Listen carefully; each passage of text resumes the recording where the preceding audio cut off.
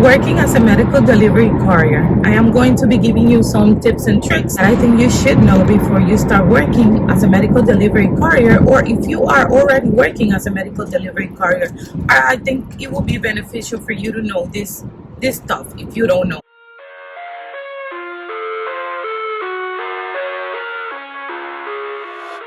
As you can see, I myself work as a medical delivery courier. As you can see, I'm in my car right now because I just finished my route for the day. It is 11:45 a.m. and I am finished.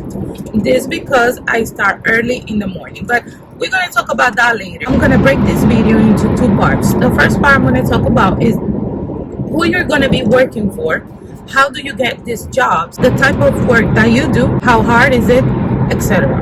This so that you have a better idea of what you're going to get yourself into it when you decide to work as a medical courier. So first of all, these jobs are kind of hard to get in the sense that many different companies could be involved on the contract that you're going to be working for or you're going to be working with. This is the first thing you need to know. So sometimes you might be working for XL Laboratory, but in reality, you're working under the contract of J&M LLC.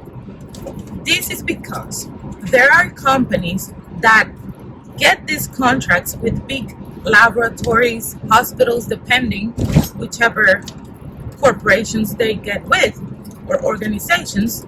They get the contract and then they get contractors to work for them, so to do the job for them. This means that the companies, the actual company that you work for, can be anywhere and that they can actually hire you as their contract remotely. And this is exactly what Medical Delivery Services Inc. is doing with me. For example, their location is in Florida. So they hire me, that I am located in New York City, as a subcontractor to do the job at the laboratory that they have the contract with. So the contract that they got is with the laboratory and is for picking up nuclear medicine. So what I have to do is pick up the nuclear medicine and deliver it to different hospitals. So this is what they do, if you understand what I'm saying. They get the big contracts, so that means they get the big money, and then they pay us, the contractors, certain percentage of that. But how do they pay this to us? Well, my company, for example, they pay per stop, they pay the miles, and I remember that when the pandemic hit and the gas prices were up for a lot of money, they were giving me a percentage of that. They also reimburse me for the money that I spent on the tolls. Because, for example, I have to cross the bridge like 4 times to deliver, since I deliver mostly on White Plains, Yonkers, Westchester, that area. So that is when it comes to payment. When you deliver and something is late or canceled, well, if it's late, they pay you for the wait time, and if the order is canceled after you have it, they pay you $25. That's how it works for me. I don't want to give you a specific amount of how much they pay me per mile, because that's going to vary depending on where you're located. But the first part is this: you have to have very clear how these companies work. That's why sometimes it's very difficult for you to start working with delivery companies, because they're under different businesses, so you could be confused. So my companies, the company that pays me is Medical Delivery Services Inc., but the contract that they have it with RLS. That's what I mean. So you see how it is. Now, those companies, for example, they might have their workers that do the same thing I do, like driving. But what happened? They get contracting companies because it's different. They don't want to put mileage on the car, etc. So this takes me to my next point. If you want to do any type of delivery job, make sure that you get a reliable car, but a used car. You don't want to be using your lease vehicle or your finance vehicle unless it's cheap. That the cost of the vehicle is not that much. because you are willing to sacrifice the duration of your car, the mileage, and there's a lot of wear and tear when you're doing deliveries. So this is something that you have to have very clear. For example, me, when I decided to work as a medical delivery courier, I didn't really know if the medical delivery courier position was going to be for a long term, because you never know with these contractors. But I did know that I was going to be doing delivery for a long term. Since I have some time from my other jobs that I have, that I could be doing something, and since I like driving and I think it's fun, I like it, I decided to purchase the car, a used car. I have an SUV, a CRV, 2011, and I bought this for $7,000, and it has worked great with me. Some repairs here and there, money for maintenance here and there. It is a lot because I drive a lot, so this is another thing. Make sure you're saving for those maintenance and stuff that might come up with your car while you're doing your job. This is the first thing that you have to take consideration, that you have to have a reliable car, but not a very expensive car, because the wear and tear, it doesn't really make sense for you to get an expensive car to use it for driving. Do I think that medical delivery couriers is great? I think it's great to work as a medical delivery courier or any type of delivery service, as long as you have an organization and working with people that are responsible. The schedule could be flexible, because remember that as an independent contractor, you don't really have a commitment with them. They call you, they ask you if you're available or your availability for certain days and weeks, and they expect you to do it. So it's very important to have communication with these people, because that's going to depend on if they're going to keep you or if they're going to let you go and hire somebody else to do the contract with, So very important communication.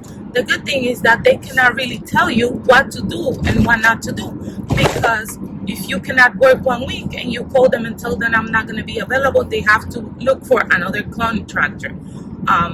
They usually have more than 3 or 4 people at each locations that they have contract with, but sometimes they don't have as many people to be covering for each other, etc. So that you have to take into consideration as well. So the best way to get this type of job, I was lucky because I had someone that already was working there, so that put me on. But what I have realized with time, now that I know how to get these jobs, is that, for example, Indeed, I have seen a lot of jobs that are like this one, and it's just the terms that they use in the site are very difficult to understand, but at the end of the day it's the same. But anytime that you're looking for delivery job or jobs like this, you have to put independent contracting jobs or independent contracting couriers. These are the words that you want to use when you're trying to find these kind of jobs. Delivery courier, independent contractor. Remember, you are an independent contractor. So this is the keywords that you want to be putting on your search when you look for this job. Now, I have always told that I work for Medical Delivery Service Inc. I don't know if they're hiring right now, but you can always try it. So that's another. Now, what you should expect when it comes to working for a medical delivery courier, remember that it's going to be different, the runs that you get. For me, I go pick up at 3:30 a.m. That's the time that the laboratory wants you to be there. I go pick up the medicine and I then take it to the hospitals. I don't want to say I drive fast like a crazy woman, but you know what? I already know my runs, and I already know around how long it's going to take me to do all of them. So I go there at 3:30. If everything is ready, I expect to be done like around 7:30, 7, sometimes less, depending on how many stops I have. But that's like an average of how long I do. So at around 7, I'm done. And then I have free time from 7:30 to 10, actually 7:30 to 9:30, to do whatever I want and maybe eat, what I usually do, I sit down and do some work like YouTube editing, other stuff that I have going on. And then at 9:30, they have already everything set up for my second run. I go out and do, which usually takes me 2.5 hours. So around 11:30, 11, sometimes even less, I am already done with the job for the day. How much do I get paid per week? This can vary because remember, I get paid by miles and by stops. So if one day I have 3 stops less than the day before, of course that day I'm gonna make less.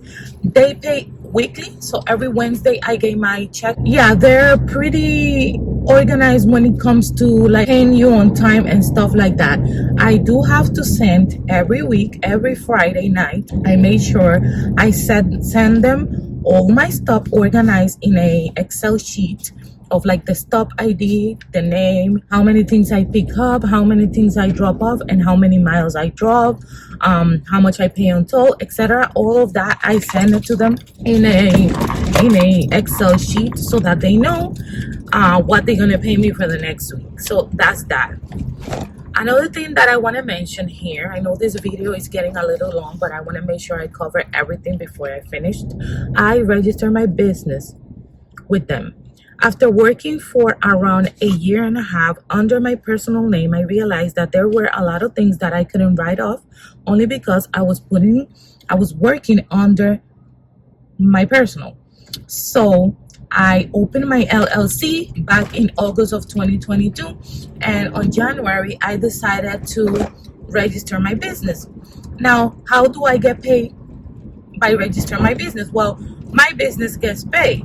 So what I do after I register my business, I then pay myself. So it is a little bit of a, so that at the end of the year I don't pay that much on taxes.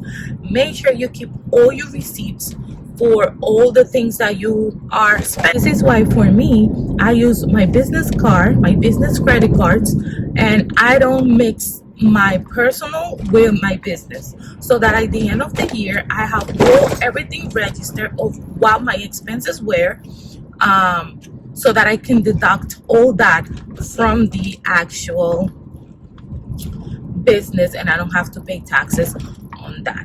This year I pay a lot of money on taxes. So trust me when I tell you that you want to get organized with these things, because you don't want at the end of the year the taxes, the IRS, New York State tax, whatever, hit you and then you are slapped in the face. So I made sure I got ready. I paid $14,000 on taxes because I didn't register my business until January. But this is how you learn, and this is why I'm telling you to do this. All these independent contractors, all these independent contracting jobs, they accept for you to work under your business instead of your personal. So don't make the same mistake I did of putting my job or this contract under your personal. Put it under a business. Open a business. It's easy.